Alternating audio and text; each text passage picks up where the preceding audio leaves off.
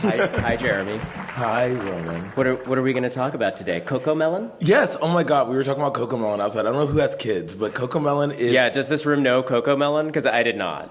Yeah, Coco Melon is apparently bad for your kids because the frame rate is horrible. So it's like crack for your children. Don't let your kids watch Coco Melon. Meaning the frame rate is very high. It's very high. It's like a lot of images. So a lot of rapid instead, cuts. you should make them watch My Neighbor Totoro or yes, please. A lot of older movies, films from the 90s or earlier. It's better for their brains.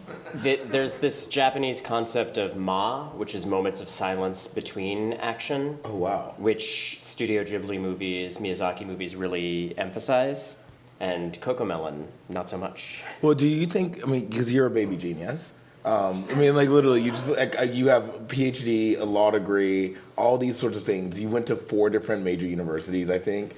Did you graduate at 14?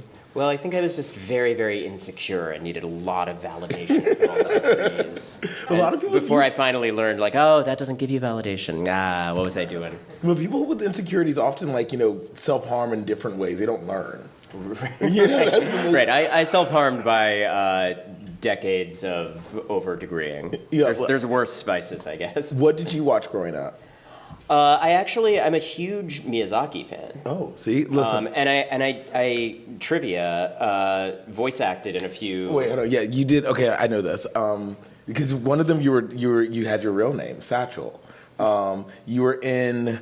Fuck. Were you in? The reveal at the end of this is not going to be that exciting. Weren't you in the same one that Jada Pinkett Smith is in? Oh, that could be. I can't remember which one she was. I had little bit parts in The Wind Rises. Okay. And also from Up on Poppy Hill, which was one of the ones directed by Goro the son. Wow. Okay. But anyway, I'll lick stamps for Studio Ghibli. I'll do anything for them. Well, apparently it's very hard to get a booking with Studio Ghibli as a voice actor.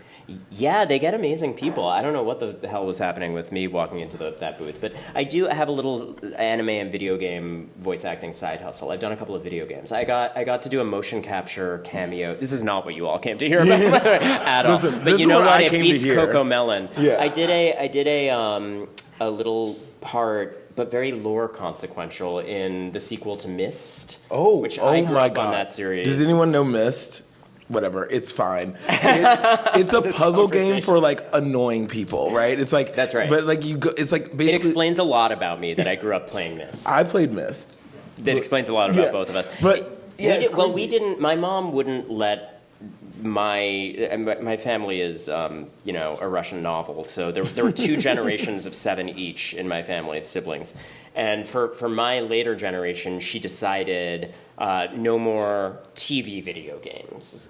I mean that as a specific designation as opposed to computer games. She banned the Nintendo. I never had a PlayStation growing up, but I was allowed to play on my Mac.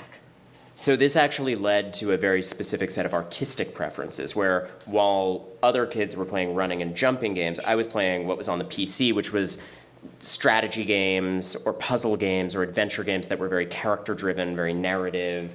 Myst actually was a great example of Ma. Yes. It's all Ma. That's what I was going to say. It's a series of still images that are incredibly art-directed, where it's played from a first-person perspective, and you're exploring a detailed world, and you're learning who the characters are by going through their underwear drawer. And then I became an investigative journalist. And this place, this looks like a place in Myst. This does look like a place in Myst. In Myst, the way it would start, you'd start at the dunes, and you'd have some little thing you'd have to figure out, and you just sort of wander through dunes, and then you'd walk down a forest, and it would be so lush and amazing. As lush as a 1996, Windows 96 could make it, or Windows X. That was when it got really good. And then you'd end up in an empty barn like this, and rifle through things until you discovered who lived there, how they lived there. It was a really formative thing for me. Same. And actually, even though we meant it as a joke, the fact that we grew up steeped in stuff that was the opposite of Coco Melon, to bring things full circle, was really consequential in the types of stories we decided to tell and the way we decided to tell them. Yes. I think people sometimes underrate the significance of the emergence of these new mediums in the current set of artists coming up. Yes. Creative people in our generation are doing different things, sometimes even literally working in these new formats because they grew up on new and different types of storytelling. For me, video games weren't a toy. They were just another art form alongside movies and books for telling stories that reveal things about human beings. I think that's like why, I mean, again, one of the things that we were sort of like, what are we going to talk about? And I think... And as you can hear, we did not come to a conclusion. But I think we stumbled upon one thing, which is that like we both, I think people could describe both of us as having done really significant things at a too young an age, right? And those things have, I think, colored and like become like these iron giants in our lives, you know? That like, you know, I wrote a play called Slave Play, and it's like it got all these award nominations and made this big impact in a way that like I think very few black plays or plays that were transgressive had on a commercial landscape for a very long time. And maybe paved the way for a moment that's still currently ongoing where young black creators on Broadway have much more space. It feels like that was sort of the beginning or part of a turning point in that direction. I think it definitely gave permission for people to not just do black plays, but like weird plays on Broadway. Yeah. Like whether they failed or not, but like, you know, it is the reason why Tina Satter, Queen, just won a Peabody Award, was able to do a play like Is This a Room on Broadway. A play that like wasn't like technically commercially successful, but like was like transgressive and opened everyone's minds to a different type of storytelling in that space, and then led to her making an HBO film of her play, which was like insane. You know, it premiered at Berlin and Sundance, and like did amazing things for her career that like I think most downtown theater artists years and years and years before wouldn't have had. And I do think, and I'm very grateful to this, that like Slave Play gave a lot of people the permission to maybe look at Broadway in the 2020s like Broadway was in the 1960s or 70s, when we had Ntozake Shange on Broadway, and like we had transgressive artists like Alice Childress like working in and around that space, you know? But I think for you, you know, you were, I think the reason I thought about that is that like, you know, I think that for me, Slave Play has become this thing that like I feel this responsibility to keep mining and exploring, because people still come up to me with new questions and new ways in, and the world keeps reminding us that like all the reasons why I wrote the play, namely the fact that like in 2012, as a black Southern person, I was sort of shocked that people were still surprised that like, you know, the justice system treated the deaths of black people as casually as they did in like the 19th century, you know? And I'm like, well, guys, there's a reason for that. Like, you just keep forgetting, you know? Like, the things that I'm saying in Slave Play are things that were said in the 1920s, the 1940s, the 1960s, the 2012s, and then once again in 2020 after the play had already been on Broadway. So it keeps calling me back to it. But I've also done so many other things that I am doing because I opened drawers on a game called Myst and wanted to like have a brain that ventured down different pathways. And so I produced weird stuff. I wrote a, you know, Jacobean revenge tragedy for 12 young boys. And I think about you and your relationship to violent men and the ways in which men constantly transgress in public when they have a huge public life, and how that garnered you a Pulitzer and completely changed the conversation about how Hollywood functions. And yet we're seeing this regression that's happening that's once again forcing you to go back and write another story that's just like the other one. But in the meantime, you've also made music and like explored all these other avenues. And I wonder how much, I don't know, I wonder what you feel about the responsibility you have to like that investigative journalist work that was a part of your early career that maybe you want to move away from, but has to keep calling you back because you've accomplished so much in that space. Yeah, it's tricky for any creative person who has a moment of really having their work in the zeitgeist, and you're always grateful for that. But part of my response to it definitely was to move away from that. I mean, I got my start in writing about and working in geopolitics, and much of my reporting over the years has actually been national security reporting. And I guess my internal experience of those different strands in what I work on is that they're actually not that different. In all of those cases, I'm trying to identify, okay, is there a fact pattern where there's some kind of an abuse of power happening, something that shouldn't be happening or that's hurting people? Are there characters in it who could be willing to talk and who are essentially whistleblowers on this issue, and where I could, through the spotlight I can put on them, safeguard the information they're trying to communicate and find ways to back it up. So that's true whether I'm doing a story, as I often will, about like a CIA whistleblower or something, or it's about a Hollywood whistleblower. But of course, there's an almost unfair dimension to the way in which marquee names that are very accessible to the average person can propel something to a much, much greater level of exposure. And also just to the alchemy of sometimes you happen to be working on a beat where the reasons that you identified it as being a beat that might touch a nerve if enough things were exposed are also the reasons why it's at a cultural inflection point. Yeah. Like, so much of what we're talking about is not just the substance of the work, but also the time and place. And like we were talking about with slave play, arriving at an inflection point where there was going to be more permission for that kind of outre work from young black playwrights. The reporting you're talking about sexual violence was right at a point of things happening in the culture where it just needed that push to trigger a big cascade of events in the world. So mostly I think one is inevitably grateful to be a part of a moment like that.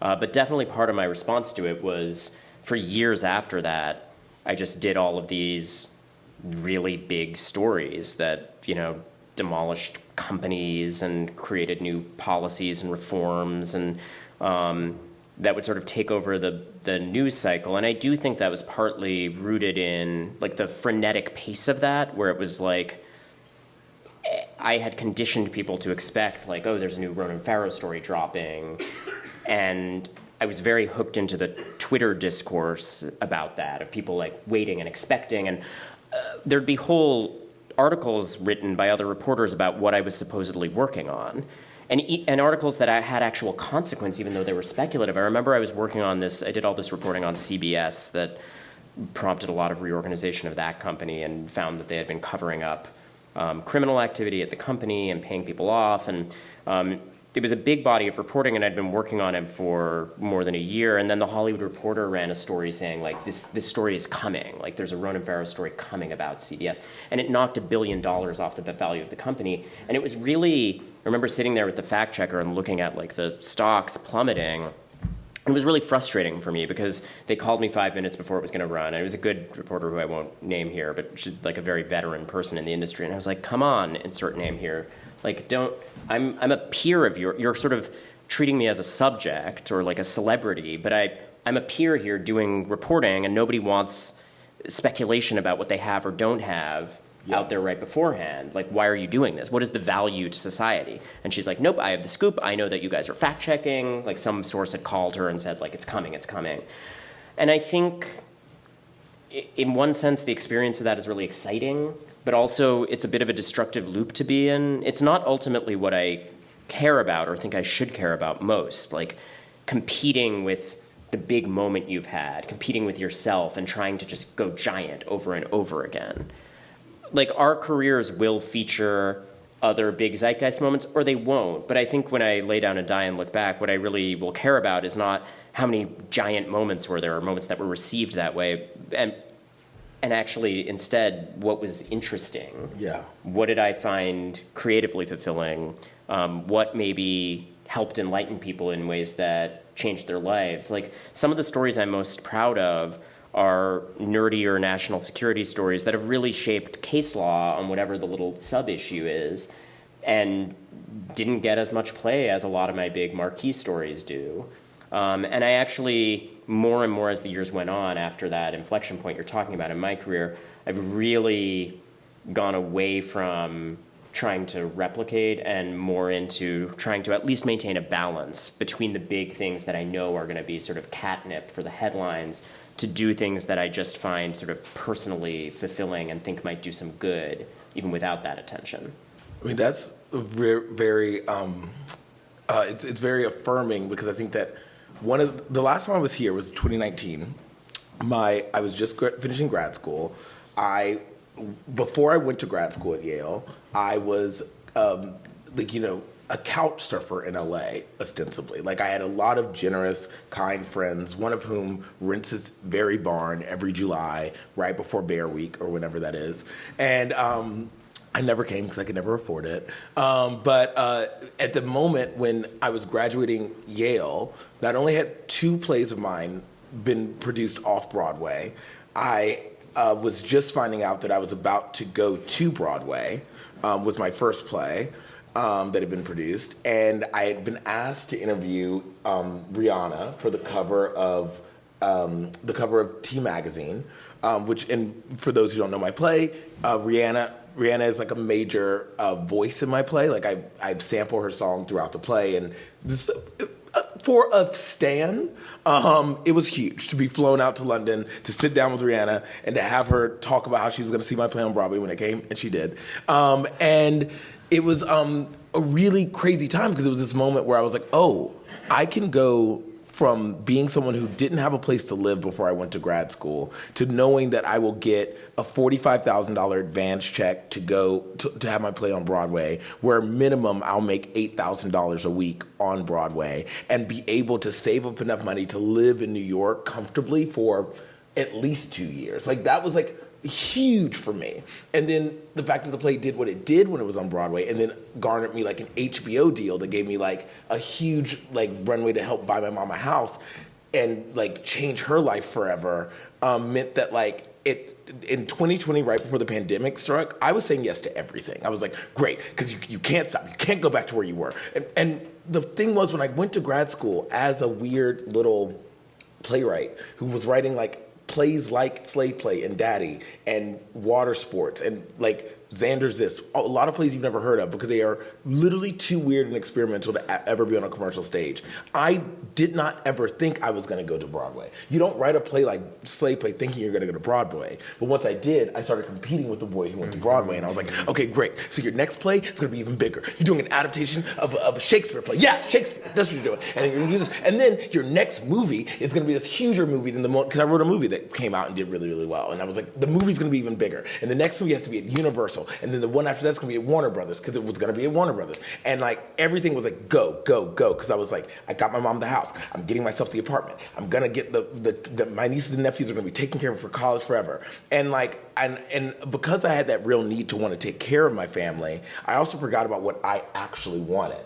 And it wasn't until the world stopped and said, shut up, like calm down, I was actually able to look at all these things I'd said yes to, all these things that I was promising the world, and recognize that so much of what I was working towards was like filling this hole that came from an insecurity that like comes from not knowing my biological father in any real way, and like being told from like age 5 that I was the man of the house. And so I was like, finally, like I get to be the man of the house and take care of everyone.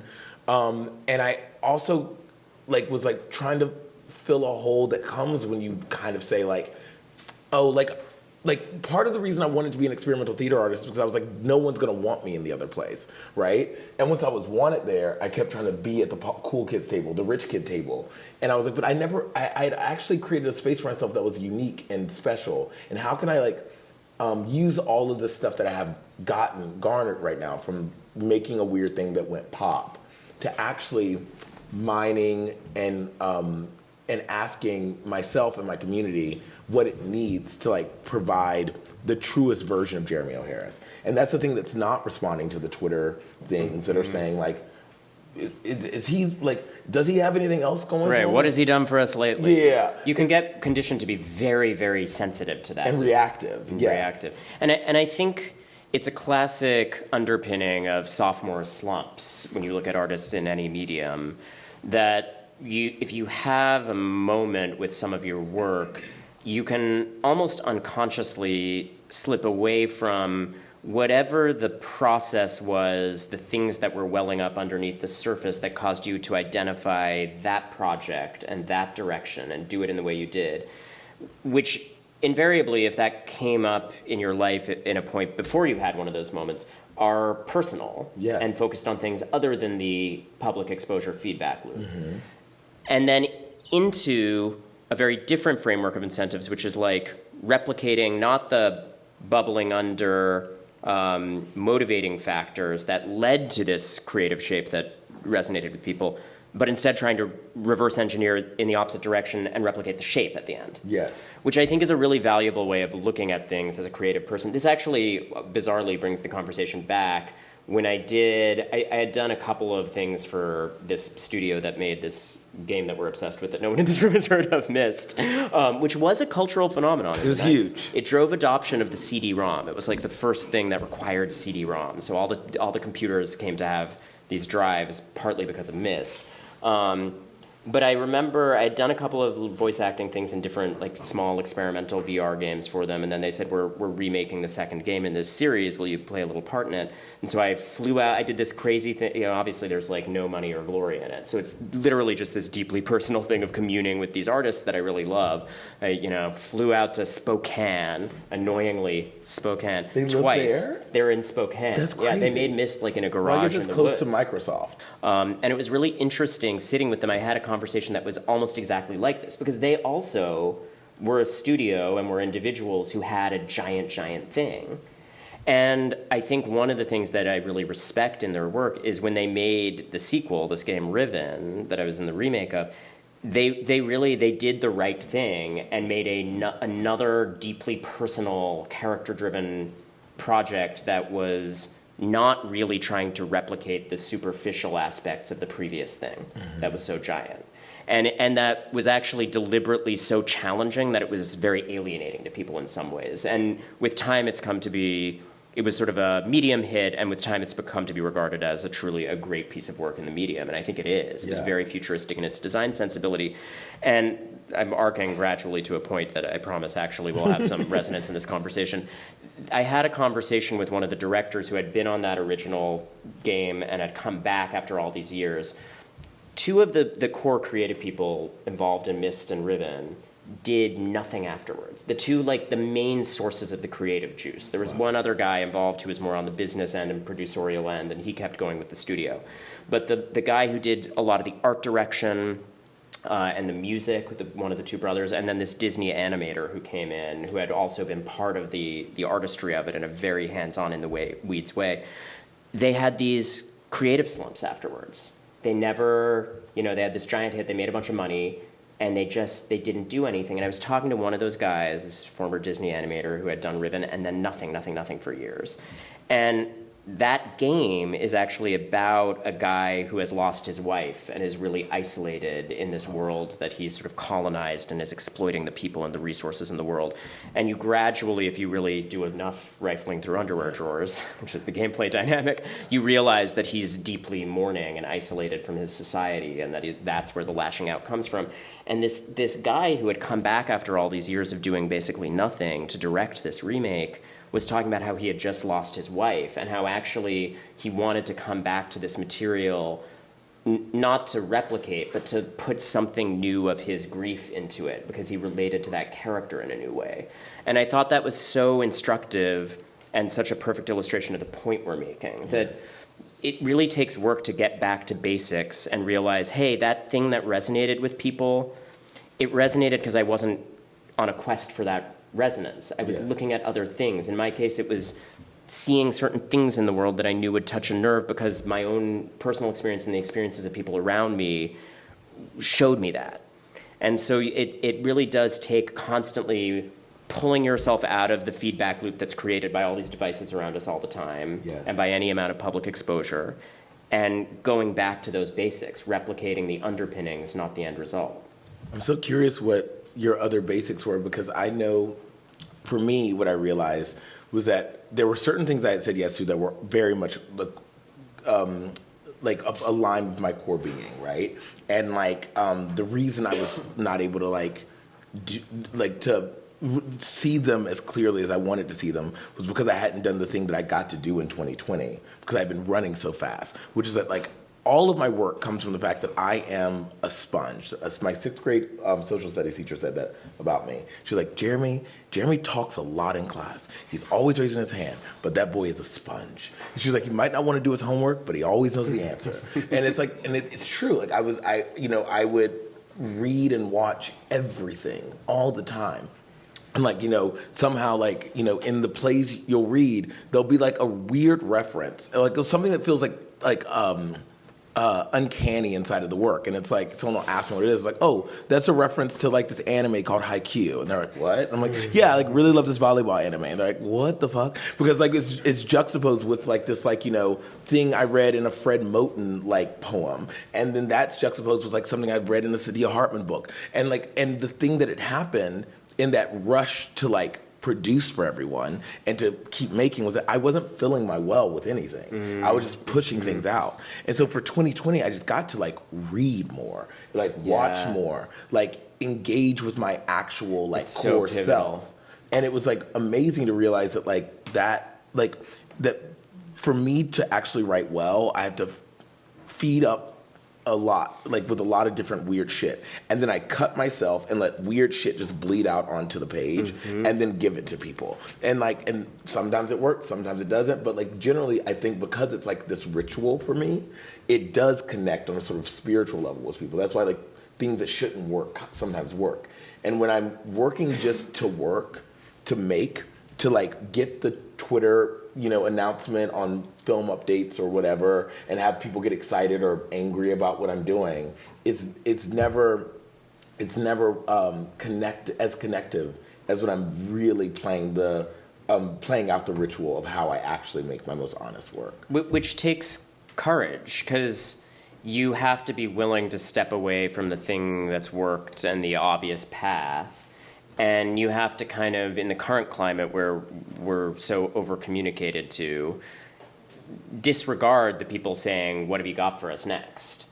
And say, like, I don't know, maybe not what you expect, maybe not what you want, maybe it's going to be something that's less popular. But I do think the right path, ironically, even if you were to be stuck in the wrong mindset, which is so seductive of, I want another big moment, the best way to get there is actually that you have to get out of that mindset. Yes. And you have to... I do sincerely think I'm growing up over time into not caring as much about the moment and caring much more about, like, do I look back on this thing and really feel I lived up to the standard that you just described? Of I absorbed things I cared about creatively and in the world, and I put out something that was personally meaningful. And, like, meaningful to the other individual people involved or that I want to connect with. And I guess I'm curious, Jeremy, given that we both are aligned in that goal, how do you handle the returns to the well of the big thing that casts such a long shadow? Like, I just watched at Tribeca his new documentary on slave play, which is very personal and zany and kind of a deconstruction of the doc medium. It's very cool. You should all watch it. But you can sense in that you are a person grappling with this question a bit and like almost reluctantly returning to the thing and wanting to transmute it into something new while also processing the double-edged sword of having that kind of a long shadow in your career. Mm-hmm. I mean, I think what was great about it, and I feel really like, I mean, this is going to go on YouTube, so I guess it'll feel like I'm jerking them off, but I'm literally just being honest. I feel really grateful to like Tina and the whole team at HBO for like allowing me the space to say I don't know, which I think is how I made all my other work before. I was like, there was a certitude about what I wanted to see, but there was like a real question of like, how do I get to the thing I want to see? And it was like a lot of I don't know in all of my writing that got me there, right? It's like I want to make a 19th century French melodrama, but where the ingenue is a black boy and it all takes place around a pool. But I don't know how I get to the end of that. But I just kept like writing towards that and like saying, I don't know if this is going to work. I don't know if that's going to work until it worked. And I think with the doc, I mean, so much of this time I was like, it's like I could look at slave play as this like weight, this chip on my shoulder, this like thing that I had that's like weighing me down. Or I could be like, this is the best opportunity ever. All these plays I have that like people love, that people want to see me do more with, give me the opportunity to like go back to the sandbox of being a little kid and to like go back to my well and tap things I've never tapped before. You can do, forgive me, whatever the fuck you want. Exactly. Which is easy to lose sight of when you're in the pressure cooker of like, what's next? What's next? It's like the thing that's next could be what was and make that this new thing. And so I know I want to be a filmmaker, but I also like don't know. I don't know what the rules of making a doc are necessarily. So I got to use this thing as a way to say, like, well, I know I like these docs. And so I fed the well with like 7,000 new docs, right? And a lot of the ones I loved before. And I got to like create something funky and new with it. And that was the liberating space of me with that shadow, you know? And I wonder, I mean, again, I think that one of the things that like that shadow also is for me is this thing about being like a queen, right? Like this like queer person, this person that was always like on the edges. And I think part of like getting to the top of a mountain and being like, I made it, and so few people make it to the top of this mountain, was because like for so long everyone said like, you're a little gay kid, you can't do this, you can't do that, you can't do this. And I think that, and I hate talking about the Velvet Rage. It's like, well, but you know, we're in Provincetown, so why not? Like, how much of your own insecurities came from that, or do you feel like the queer question came so much later for you after you'd accomplished so much? I think it's absolutely central. No, I think it goes all the way back. Yeah, spoiler alert: I didn't get gay after all this. I was in the mix. Yeah. Yeah, I think, I mean, this is so trite. It's a cliche about our sexual orientation community. It's, you know, the best little gay boy in the world syndrome. Like I had that so hard, and I think particularly growing up in an environment of a lot of chaos and loss, a lot of deaths of people that I loved most, a lot of violent crime, and then ensuing, you know, court stuff, some of which was very public. I really responded to that by sort of not letting it in a lot of ways, and insisting on my privilege and how lucky I was, and how that gave me a responsibility to give back. I had to always be giving back. And contributing to that was my mother is an extraordinary and fascinating person, and very, very public service oriented, and really grew up with a kind of deeply Catholic ethos about public service. And so I somehow even amped up further the ideology she gave me, which was very rooted in, like, any privilege you have, you're not here to just have fun with that. Like, you're here to try to pay that forward. You have to redistribute, which is a beautiful thing, but I think in tandem with the kind of the degree of chaos and me feeling I needed to keep together and be perfect all the time, because I couldn't afford to fall apart while everyone else was falling apart. Maybe somewhat similar to the psychology you were describing to your childhood. It did create this sort of like turbocharged nucleus of overambition, you know, that I just could never let myself stop for even 5 minutes, and I was so self-punishing all the time, which is all deeply entwined with sexuality, because it's I think I had just a confluence of factors, any one of which would lead to some of these traits, but I had this like almost singular version of factor upon factor stacked that might lead to this kind of overambition and self-punishment, where like I had to overcompensate for my lack of masculinity, and I wanted to be like the best to prove that I could emerge from all this chaos and be fine, and to be the one who didn't cause any additional problems amidst the chaos. And so I think this is a very archetypally gay story we're telling about both of us in a way. But I also, I mean, again, I just, like, again, not that, like, I don't forget who you are, but also, like, I had forgotten in the conversation that, like, there was a bigger shadow over you your entire life, and, like, you are, like, not only the best little gay boy, you're the best little Nepo baby. Yeah, so that, I mean, that's another factor in this, in the stack of factors. I had a chip on my shoulder about, you know, proving I could be the best, even though I was gay. I had a chip on my shoulder about proving that I could be the best, even though as I kept skipping years and years of school, I was this kid in classrooms of adults. So then I had to really, you know, I get so much skepticism from teachers and then eventually professors that I had to be so the best. And then also, you know, the Nepo baby factor was not just isolated to the long shadow of family and a singular kind of fame, which is born of like generationally defining sex scandal. Like you can't wash that off ever. It's just, you know, 30 years later, it's all anyone wants to talk about. Yeah. And it would come up and up and up and up again. So I did absolutely have this obsession with, like, I am doing work I care about, and I want it to be regarded on its own terms. You know, I'd be, like, announcing a dam in Pakistan when I was a diplomat, and all they'd want to talk about is family stuff. And the way I was received was that I wasn't taken seriously because of the Nepo baby thing. And I think there are healthier, better adjusted Nepo babies who are just like, fuck yeah, I'm gonna have fun with my parents' money. I'm gonna I'm gonna screw around and whatever, be in a band, like I'll do my thing and not really care. Yeah. And there is something healthy about that, not internalizing all this pressure. But I was just obsessed with no, I'm gonna be my own thing and I want to have my own separate impact in the world, which is almost an impossible task when you have a shadow like that. Yeah. Did you ever think about changing your name or going to Paris? Well, I mean, I kind of did. Yeah, I went in a completely the opposite direction from Hollywood stuff, and I think part of the lesson of some of my work that's resonated more widely is that it actually represented a moment of forcing myself to confront personal demons. That the things that I had been out running wound up being a source of great strength, which I think is often true in all of us, that the thing that you fear most and you want to get away from most, if you reconcile with it and stop being afraid of it and do the tough work of going through it rather than around it, there's real power in that. Yeah. And I think that that's true of a number of the things we're talking about, the chaos and pain and loss of my background, the celebrity that I had to grow up around, and also even the sexuality that I had to kind of own and internalize all of that gradually.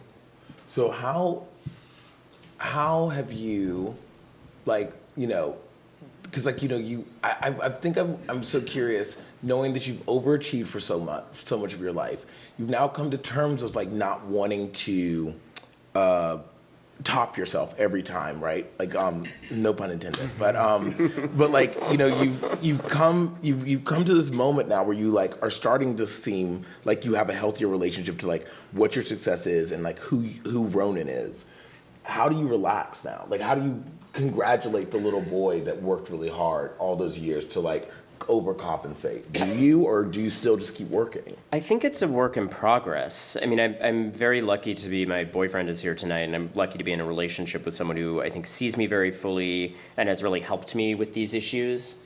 I spent a long time in a relationship with someone who was similarly kind of riven by insecurity and driving really hard and feeling competitive all the time. And it was one of the ways in which that relationship was wrong for me, that I was with someone who was sort of had those same traits.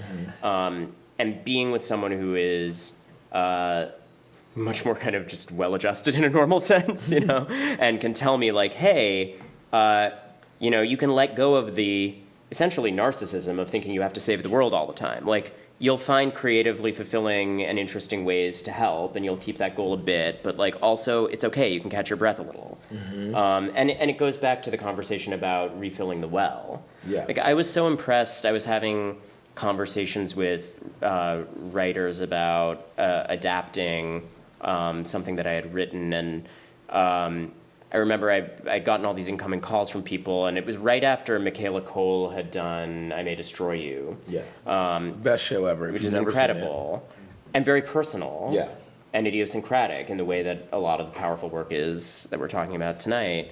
And I remember so vividly hearing this unheard of thing, because I had said, what about, these other people are calling, let's see if Michaela would talk. Yeah. And I remember hearing a thing that you never hear in Hollywood after someone has a big hit, one of these moments we're talking about, where they were she's not taking meetings for a year.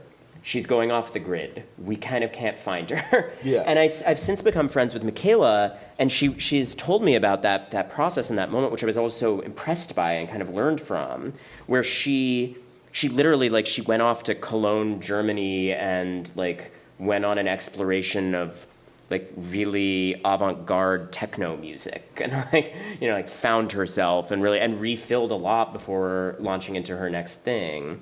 So I guess I was not a person who was refilling, and maybe similar to you, when the pandemic happened, an additional layer of what had made my work such a vector for burnout was, I did the crazy thing of doing work that was prominent enough that I could do a whole book tour and not get asked about family stuff. It happened.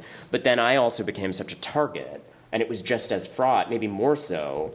And because of the confronting nature of the work I had done, there was so much incoming. There were so many attacks. And I felt so brutalized after a few years of it. I was going from story to story, and I was really trying to help with each of them. And there were so many just terrible people coming after me. And I really I created a situation where there was just an endlessly escalating supply of kind of bad guys who had nothing but time and money, like they had lost their jobs or they were in jail or whatever, to kind of try to attack and smear and blackmail me. I had when I was doing the Trump Inquirer stuff, which just led to that indictment and eventually conviction, but at the time was very controversial, because it meant reporting. I found this paper trail of this system of covering things up for him at the Inquirer. The Inquirer made me a full-on villain in their pages, and they, I had a guy come after me and try to seduce me, and they published the kind of flirty texts, and I didn't feel, and they were asking for tens of millions of dollars overnight, or they'd keep going with attacking me, and of course I wasn't going to stop the reporting, but it became so punishing and so painful. And then maybe similar to what you're describing, the pandemic happened, and it was a moment where the attacks kept coming, but the work slowed down. And I finally realized, it was kind of a rock bottom moment for me. I finally realized, okay, I've just got to, this is not sustainable. I haven't been able to breathe, let alone refill the well. Yeah.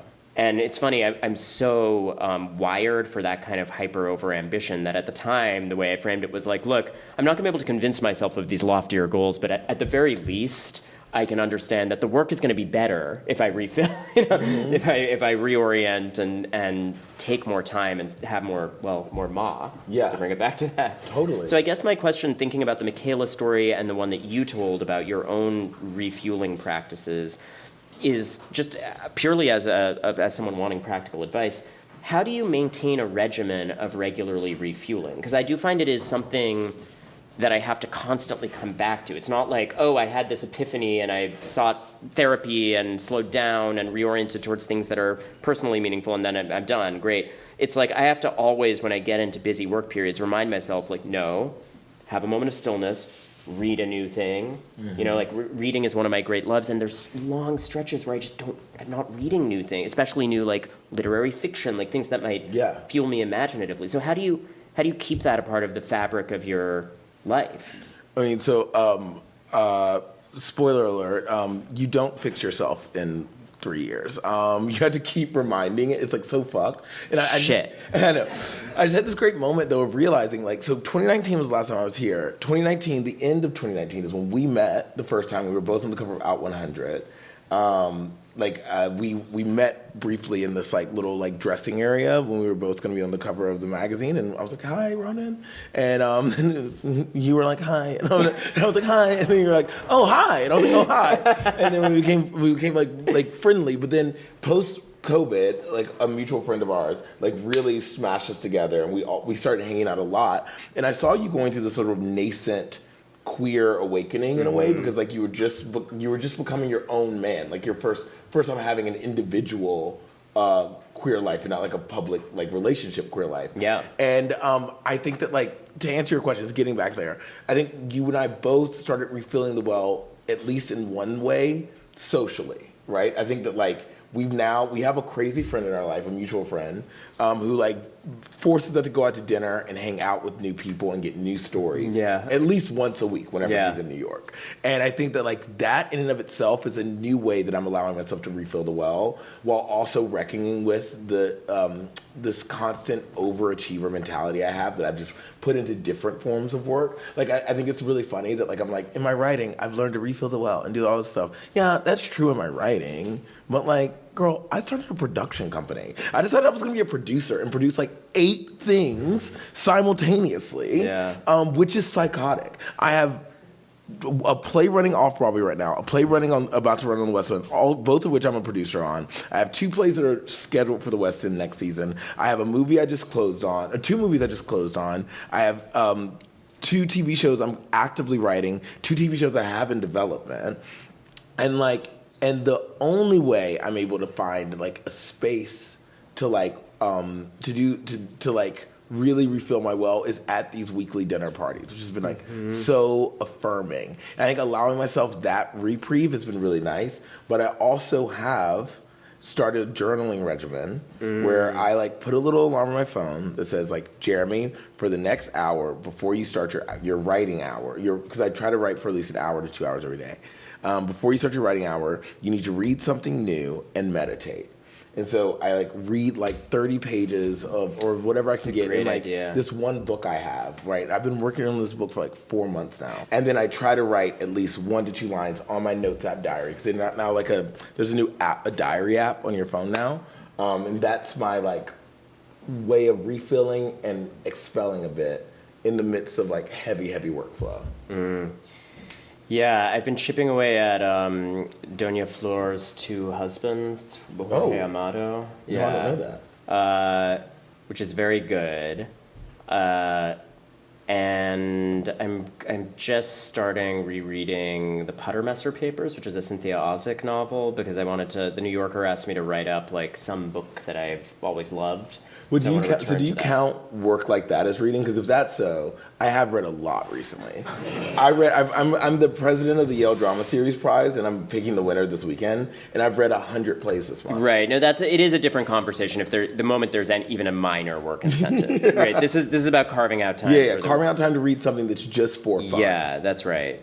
Yeah, I mean, sometimes I love getting book recommendations out in the world. Yes. And like often I find the most effective way to get me absorbing a new author's voice is just someone's like, read this thing, and then I devour it. And I have some books for you to read. Yeah. Hurricane Season by Fernanda Melchior, you have to read. That's the book that got me addicted to her. She's a genius journalist, Mexican writer. So good. Okay. It's like the queerest novel I've read. It's about like a town, the book is from the point of view of a town, processing the death of the town's witch, who might be a trans woman. It's so good. Very cool. It's so good. Like, she might be a witch, or she might just be a trans woman that the town decided was a witch. You should try the Ozick novel. Okay. It's one of the things that bonded me to that mutual friend that he mentioned, that like no one had heard of this, and I started extolling its virtues, and she's like, girl, I optioned that. What? Yeah. Oh my god. Yeah. Okay, it's great. It's great. It's kind of Jewish mysticism, magical realist. Okay. Like very, very New York. I love that. Yeah. Well, I wanna start replicating your practice of setting the alarm. Set an alarm. Mm-hmm. Because it's also something that like, I don't know if you have an assistant. I don't have one right now, but I did. But like I do have a lot of people who are in my Google Cal. Like a lot of people who are like, what you have to be here, you got to be there, you got to do this. And so when I put in my Google Cal, like these are my 2 hours of reading and writing. They have to respect it, but then I have to engage with it. You know. Yeah, I do find that sometimes the self-motivated calendar items slip by. They do? Yeah. Oh wow. The only ones that slip by me are workout. I don't work out. That's funny. I do work out. Oh, well, it's partly because I have a hot boyfriend. so like it's become a relationship activity. You know? I worked out when I had a hot have to keep up with him, but now I have a hot fiance, and I'm like, well, and now you can be have a complacent. ring. So yeah, you're done. You're done. I don't you need to work out. What a joy. You never have to, okay, so I guess we own an apartment there's a lesson together, there too. Try to leave.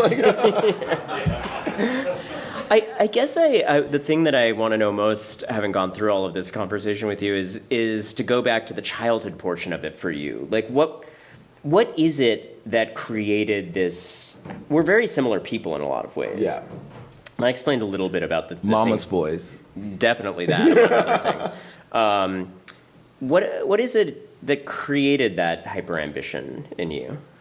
I genuinely think, so it's really funny talking about my fiance. So we have very different, like the pandemic and like all of the strife of the last couple of years have like taught us a lot about each other and the ways in which we're different. Because I think, like the pandemic was like when we fell in love, like our wedding's gonna like hopefully follow the path of like our, the moment we fell in love, which was like we were stuck in London together for the pandemic, and then he was starting to feel crazy in the house, and Europe basically was like in July in Europe. They were like, everyone needs to get out of the house. Like, COVID's fake. Like, and it was like this weird thing. We were like, wait, it's fake? And they're like, yeah, it's fake. You got to get out of the house and go see the world. Like, it's bad for the economy if you don't. It's just a summer. It's gone down. And we're like, I guess we can leave.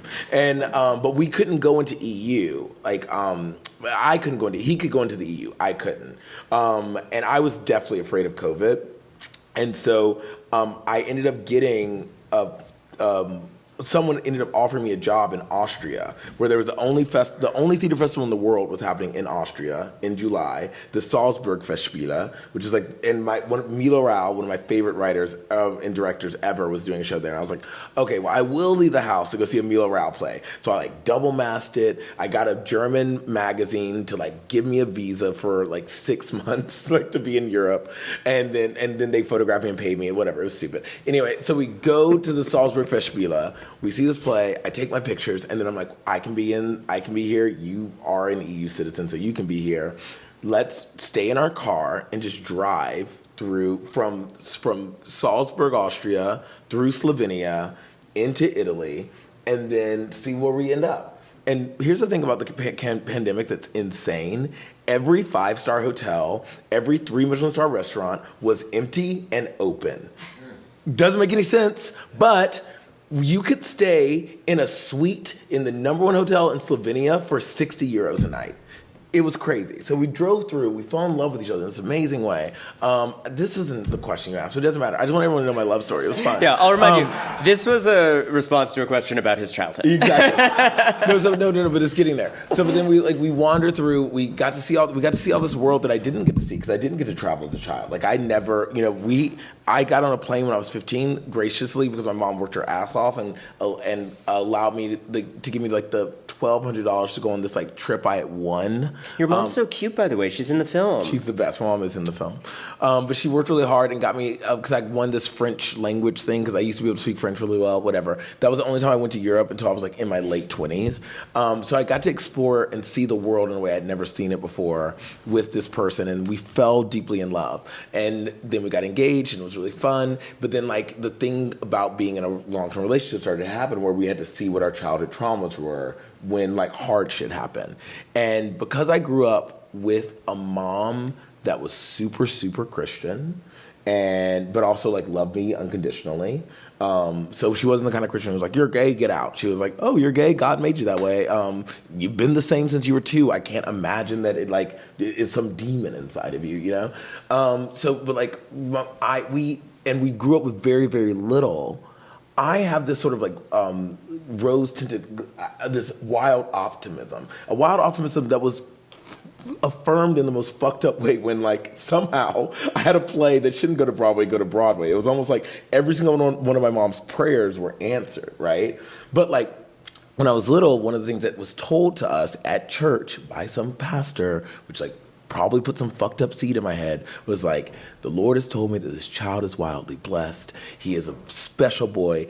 Like anything he wants to learn, you should like take him to learn. Any place he wants to go, you should make sure he goes. Like, you need to protect this child because he has a light about him.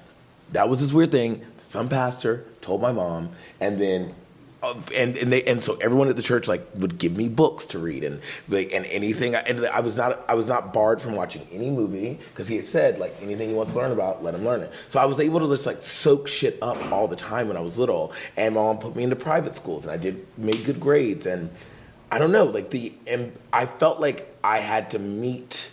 I think a part of my brain was like, I have to, like, everyone says that I'm like a chosen one, so I have to like meet that in some way. And even when I was like, struggling in LA and Chicago trying to be an actor, my mom was still working as much as she could to make sure that dream could happen, even though where we grew up, after a kid turns 18, you don't help them out. Like, you don't help them pay their rent in Chicago. You don't. And I was just like, well, Mom, all my other friends are rich. Like, the only way I can go to auditions and do this is like, I can have a job, but I just need a little bit of help. And she would like give me that little bit of help to the detriment of her own self. So I think that, I don't know, it's an ambition that was based in this weird seed I got, where it told me that like failure wasn't going to happen because I was chosen. And also the fact that, I don't know, I had a mom that really, really believed in me, and I didn't want to let her down. Because like I slept in the bed with my mom till I was like 14, basically, like every other night, like constantly. Oh, you are a mama's boy. Yeah, like not like actively, but like passively. Yeah, you know what I mean? It was like a thing.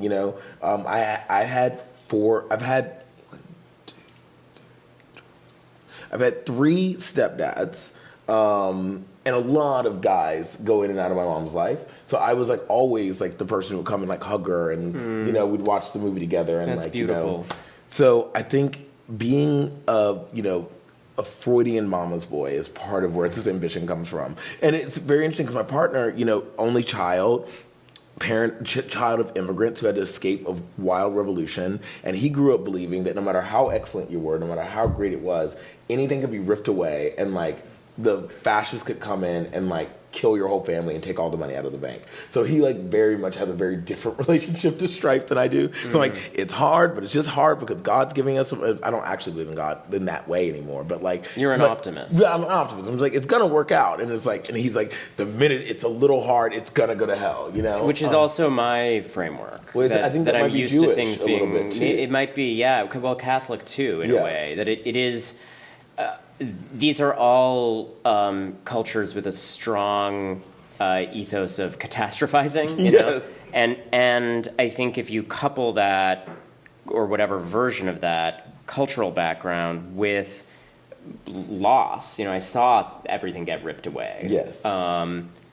It's interesting. There's a lot of similarities in my experience in terms of having a very attentive mom who really believed in me and having a lot of accreted narrative of sort of specialness or chosenness ascribed to me. But I've seen that letter in your bathroom. I know who your wife is. my Madonna letters. Yeah.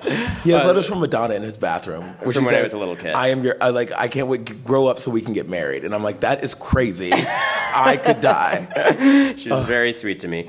Love Madonna. And also like, surprise, I turned out gay. I think that the thing that you talked about with your partner, Arvan, is also part of my experience, which does differently color the experience of being sort of a mama's boy or whatever, having a weight of expectation on you. Like, I think if you can impart to your children a sense that they are special and can do whatever they want, you do have to counterbalance the pressures of that by saying, hey, it's also okay to be happy and ordinary, which is definitely not a message I was ever exposed to. Nope. And B, it's all going to be okay either way. Because I think that the confluence of things that I came away from my childhood with, which was like a lot of wonderful stuff, this wonderful spirit of like, you got to help people all the time, which I do really believe in. But then also some difficult stuff that leads to a lot of self-punishment, like you're never good enough, like which partly came not from my upbringing, but also from the public exposure. You have to realize from a tiny age, I was going off as a little Doogie Howser type to college really young, and it was like front page of the New York Daily News. And when I went into classrooms, even at my earliest stages of being exposed to other people, it was always people looking at me and sort of whispering about me, and there was a different weight of expectation, and I felt so afraid of fucking up. And so acutely the sense given to me by my life experience to that point that it could all be ripped away at any moment. And that is still a struggle for me. I am unable to have a success and a happy, wonderful moment without very quickly having it be entwined with terror about how it can be decimated so quickly and how there's vast machinery out there that works to do that if you do work that's controversial. And unfortunately, some of my adult life experiences have really reinforced that. And so, it takes, I think, a lot of work on oneself to strip away the negative and self-punishing aspects of that and keep the things that are good and pure and make you happy in it. And it's really lovely to hear that you had kind of, not that it's, I'm sure, without complication, but that you had some of the same things in terms of the attentiveness that can lead to this kind of ambition, but this undergirding sense of optimism. I love that. I mean, I do think that it means that, like, I always jump out of a plane without a parachute. There we go. Like my friend, I've never even seen one. Yeah, no, I can't even say the word. One of my close friends said to me, like, one time, it was like he was pleading with me, because he was like, you are too smart to live so freely without a safety net? Like, don't you see you need a safety net? What was he referring to? The fact that like I dropped out of grad school. I mean, I dropped out of undergrad. I don't have my undergraduate degree, and I got into Yale School of Drama. Like, again, that's the kind of fucked up shit that has happened that like has affirmed my mom's weird prayers. You can go to the Yale School of Drama without an undergrad in the playwriting and acting programs only. I don't know that many playwrights who've done it. It's like, but it's weird. It's fucked up. And it's like, and he was just like, he was in grad school at NYU in the performance studies program. I was like basically like, shadowing him and doing all the things. All the professors were like, this kid is really smart and he should be in a school like this. He's like, Jeremy, go back to college, finish your undergraduate degree, get your graduate school, become a professor. And I was like, no, I made a decision. I don't want to do that. I never want to do that. And like, I wanted to end this on a happy-ish note because, I don't know if we're ending. I don't know what time it is. Yeah, it's time. We'll take some questions. Yeah. But the thing I wanted to end with is like what, you said you could have been a Nepo baby that like had a different life journey, right? Like you could have been in a band. Less stress, right?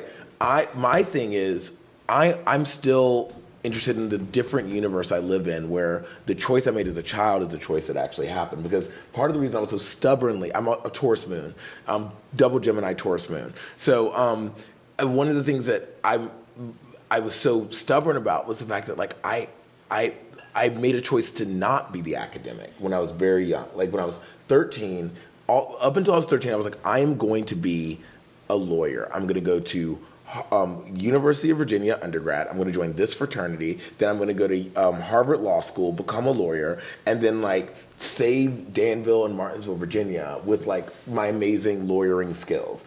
And then when I was 13, I was in a play, and I was like, yep, nope, I'm going to be an actor. And I'm going to be like the biggest theater person you've ever seen. And the frat boy part of the identity also everything went away. Fell away. Everything went away.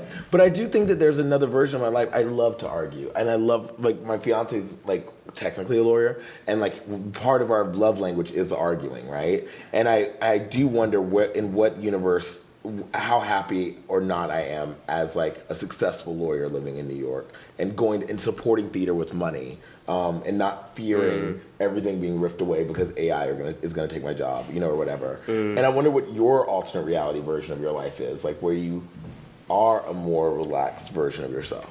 Yeah, I mean, it's interesting. I do. It's so hard to pick apart the things that I did as a result of this confluence of external pressures and the things that I maybe would have done absent any of that.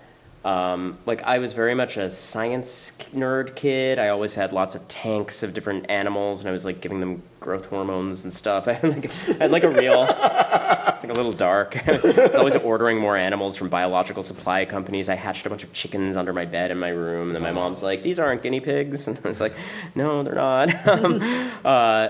And... I don't know. I kind of feel like one of the early things that fell by the wayside because I realized there would not be a linear path towards making an impact in the world through it was like I probably would have been really happy being a zoologist. Wow. But I realized I was pre-med at first, and I realized as I actually went on that academic path, like the thing that actually is going to make me distinguished in this world is not the thing that I love, which is like basically I want to do like animal behavior studies. I want to be totally in the macro world. Like I didn't probably have the traits that it took to be actually a brilliant research scientist in the areas where I could have advanced more substantially. I wanted to be like Gerald Durrell or something. I don't even know who that is, but I love that famous naturalist. I grew up looking at his stuff. So that's just a childhood example. And music has been one of my great loves all the way through. And actually, it's been instructive to me. That's always been one of my main modes of expression and always occupied a kind of complicated place in my life because these other things I was doing became so prominent. And so I've always been, writing, but pseudonymously and stuff and performing. And I think it's actually vis-a-vis this larger conversation, and maybe this is a more global note to end on, it's been very helpful in that world in particular, but in all of these worlds we've talked about, to encounter people who aren't oriented around fear of failure. Mm-hmm. Like, probably I would have done more of those madcap creative things absent this whole framework that led to so much ambition. And I think it's healthy that there's a balance in the end. But one of the things that I want to hold on to from that hypothetical alternate universe where we just did the purest things that we were most drawn to, is the idea of doing it all without fearing the worst outcome. Yes. Like, I see in so much of the most creatively potent work the willingness to fail. And your stuff too, I think also, like, you're at your best when you're really, like, when you're without the parachute. I think that's a really wonderful trait. No, and I think that the version of my life where I'm a lawyer is the one where I like was raised by a woman who was like, you should have a parachute, you know? I would have done it probably if my mom was like more like that, but when I was like, I want to be an actor, she was like, absolutely. And she was like, you'll win an Oscar, you know? Like, it was like insane. And I think we've probably both been in both kinds of conversations where you're in a room of people in whatever industry and they're like, okay, you're good at this, that, you know, you got what it takes. You got star power and thing X, and, like, you know, you can do this part of it, so we'll put you into these kinds of sessions with these kinds of people. You can do that part of it, so we'll put you in, you know, we'll put you in the public eye in this way. And it starts to become this sort of strategic conversation very quickly. Yes. And I think I've actually, over time, become smart about recoiling from that and instead going towards the very different mode we've also probably experienced of you're in a room with people who are like, whatever, we work in an indie mode in whatever space, and we're very focused on the creative product, and like a deliberate, not a bug, but an actual intended feature of the thing is this ethos of like, we're going to do a bunch of cool, fun shit, and we're going to probably fail. We're going to fall flat on our face, and we're going to pick ourselves up, and we're going to be ridiculed, and then we're going to move on to the next thing. And I've realized as I've gotten older that actually I have not been immune from that. That has been the shape of my path through most things. Even when I wasn't, you know, I didn't have the wisdom to go towards that. It was happening already. I was made fun of relentlessly when I was first a cable news anchor.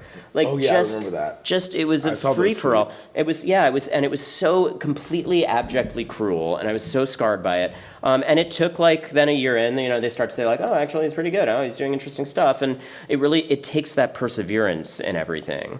So I don't know. I guess the note I end on is I still believe in our ability to have the pure, unadulterated, we're doing the thing we're drawn to experience. And I still believe in our willingness to go out without the parachute and know that if we care about the thing and it's personally fulfilling to us and we persevere through it, like it'll find its place in the world.